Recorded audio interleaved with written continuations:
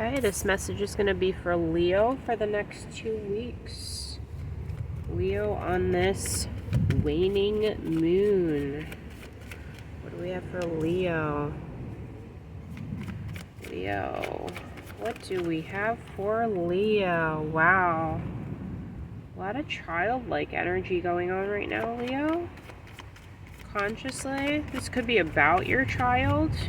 If you're a mother, father.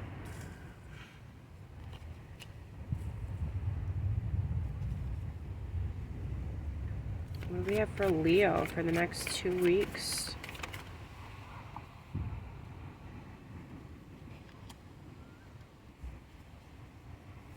What do we have for Leo? One more, please. One more for Leo. What do we have for Leo?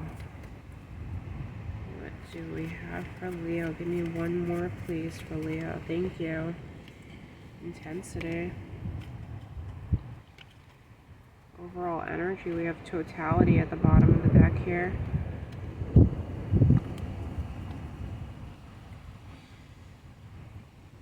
Oh, wow. This is really...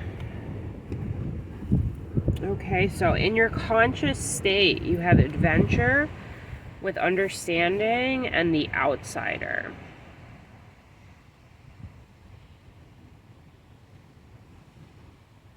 These are very similar cards. This isn't gonna be too long of a reading because I'm doing all signs, but this is very synchronistic here. You see the children, you see these two right here with understanding and the outsider. It's like the bird is in the cage looking out at the other birds, wishing they were there, and this poor kid is doing the same thing outside of this gate, wishing they were on the other side, with the sense of adventure, of wanting to go off and do new things.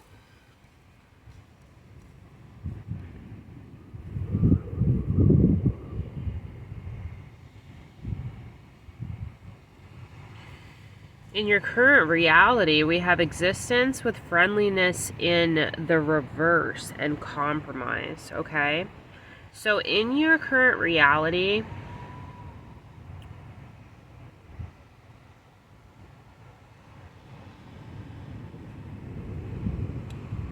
there's a couple different energies going on here, and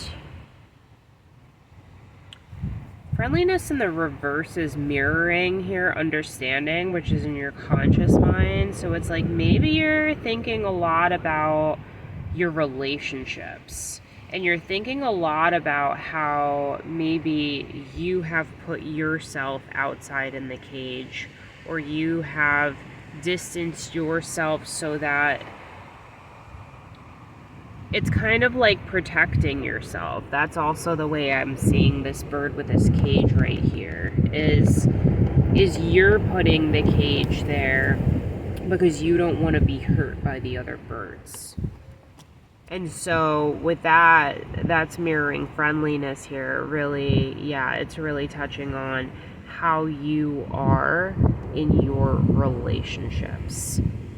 With the outsider here over comparison, it's like, because you feel like you're just different.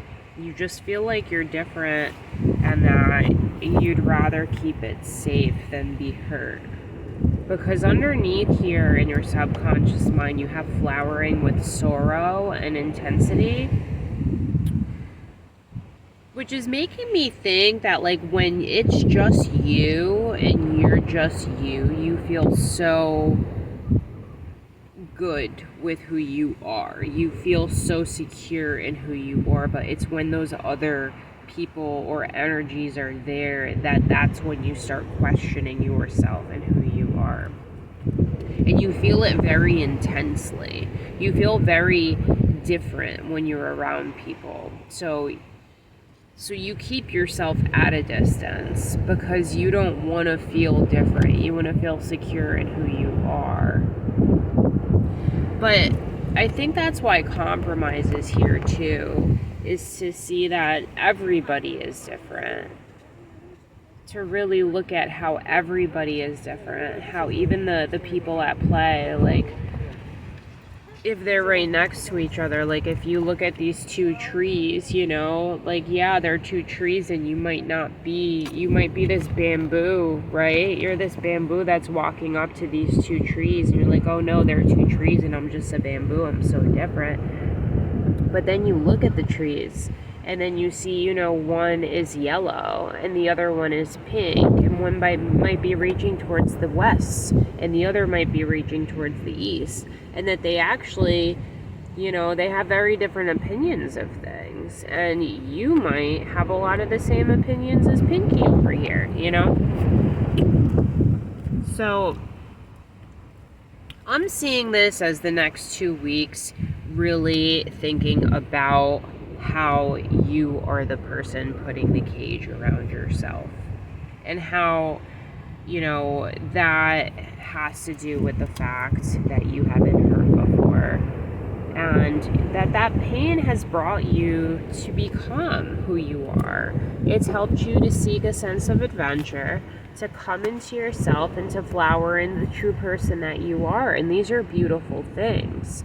Without that sorrow, without that hurt that you had, you wouldn't be able to be that flowered person. This is like complete transition. This is very powerful. This is like a self journey, you know? This is you going off, becoming comfortable with who you are and flowering into yourself.